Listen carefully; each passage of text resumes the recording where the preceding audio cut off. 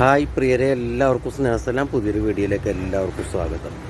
റമദാൻ മാസമൊക്കെയാണ് വരികയാണ്. അപ്പോൾ നാട്ടിൽ ഒരുപാട് ഈ ചാരിറ്റി തട്ടിപ്പിൻ്റെ രൂപത്തിൽ ഇറങ്ങിയിട്ടുണ്ട്. അപ്പോൾ എല്ലാവരും ശ്രദ്ധിക്കുക. കാരണം നമ്മൾ റമദാൻ മാസമൊക്കെ ആകുമ്പോൾ ആരെങ്കിലും ഒരു ബുദ്ധിമുട്ട് എന്ന് പറയുമ്പോൾ പ്രത്യേകിച്ച് ഇല്ലാത്തവരും പൈസ ഉണ്ടാക്കി നമ്മൾ കൊടുക്കും. പക്ഷെ അത് അർഹതപ്പെട്ടവരെ കയ്യിലാണ് എത്തേണ്ടത്. അല്ലാതെ എന്തെങ്കിലും റെസീറ്റായിട്ട് വരുന്നവർക്ക് കൊടുക്കരുത്. നല്ലപോലെ ഉറപ്പ് വരുത്തിയിട്ട് കൊടുക്കുക. അതുപോലൊരു വീഡിയോ കണ്ടിട്ട് നമുക്ക് തിരിച്ചു വരാം. ഹലോ, നമസ്കാരമുണ്ട്. നമ്മൾ 2 ചാരിറ്റി ടീമിനെ കണ്ടുപിടിച്ചിന്. അതാ അതിൻ്റെ ചാരിറ്റി നിൽക്കുന്ന ആളാണിത്. കാലിക്കറ്റ് റെയിൽവേ സ്റ്റേഷനിലാണ് കിടക്കുന്നത്. ചാരിറ്റി സൊസൈറ്റീൻ്റെ ഒരു അംഗമാണ്. ആളെ ശരിക്കും വയ്ക്കുക. ഓൻ്റെ റെസീറ്റാണ് ഇത്. Freedom charity society. ഓൻ്റെ ID പ്രൂഫ് ഏതാ? പിന്നെ വേറൊരു ചാരിറ്റി റെസീറ്റ് കൂടി ഉണ്ട്. നല്ല പിരിവാണ് നടന്നത്. ഇതാണ് നല്ല പിരിവാണ് നടന്നത് കേട്ടോ. വില പ്രവർത്തനം ഇതാണ്. ഈ ചാരിറ്റി ടീം 8-ാം തീയതി തൊട്ടിട്ടുള്ള പിരിവുണ്ട്. 100, 200, 500 എല്ലാ വകുപ്പും നടക്കുന്നുണ്ട്. നല്ല പിരിവ് നടത്തിട്ട്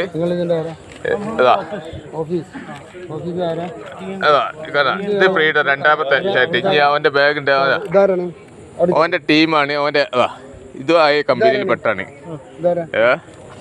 അപ്പൊ ശ്രദ്ധിക്കണം. ചാരിറ്റി കൊടുക്കുന്നവര് ശ്രദ്ധിക്കുക. ഈ അതി തട്ടിപ്പുകാരാണ് ഇവിടെ ഉള്ളത്. കാരണം എന്താ, ചാരിറ്റി വെറും തട്ടിപ്പ് നടത്തിയിട്ട് പ്രവർത്തിക്കുന്ന ആൾക്കാരാണ്. ഇപ്പൊ ഞങ്ങൾ പോട്ടർമാർ പിടിച്ചതാണ്. കേട്ടോ, ചാരിറ്റി സൊസൈറ്റിന്റെ ടീമാണ്. നല്ല വെള്ളത്തിൽ അടിച്ചിട്ട് ചാരിറ്റി പിരിവ് നടത്തിയിട്ട് വെള്ളമടിച്ച് റെയിൽവേ സ്റ്റേഷനിൽ കിടക്കുന്ന ടീമുകളാണ്. കോഴിക്കോട് റെയിൽവേ സ്റ്റേഷനാണ്. 1ാം പ്ലാറ്റ്ഫോമാണ്. അതിന്റെ അവന്റെ ഒരു കമ്പനിക്കാരനാണ് പറഞ്ഞിട്ടാ വന്ന്. ഓക്കെ, അപ്പൊ ശ്രദ്ധിക്കുക. എല്ലാവരും ചാരിറ്റി വഴിയിട്ട് ഒരു പണ ഇടപാടും നടത്താതിരിക്കുക. വെറും തട്ടിപ്പാണ് ഇത് കേട്ടോ. എല്ലാവരും ശ്രദ്ധിക്കുക.